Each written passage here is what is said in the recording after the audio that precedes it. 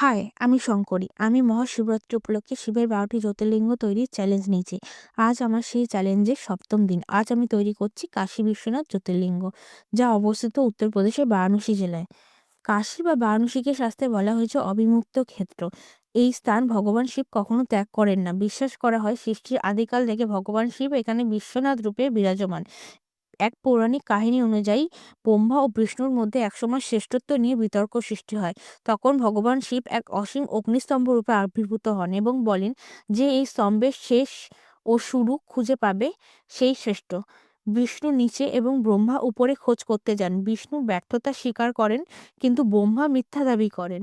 এতে শিব ক্রুদ্ধ হন এবং ব্রহ্মাকে অভিশাপ দেন। এই অসীম অগ্নিস্তম্ভই পরে জ্যোতির্লিঙ্গ রূপে প্রতিষ্ঠিত হন। কাশীতেই এই জ্যোতির্লিঙ্গ স্থায়ী প্রকাশ ঘটে। তাই শিব এখানে পরিচিত হন বিশ্বনাথ রূপে এবং সমগ্র বিশ্বের অধিপতি হিসাবে। আরও বিশ্বাস করা হয় কাশীতে যে ব্যক্তি প্রাণত্যাগ করে তার কানে শিব নিজে তারক মন্ত্র উচ্চারণ করেন, যার ফলে আত্মা মোক্ষ লাভ করে।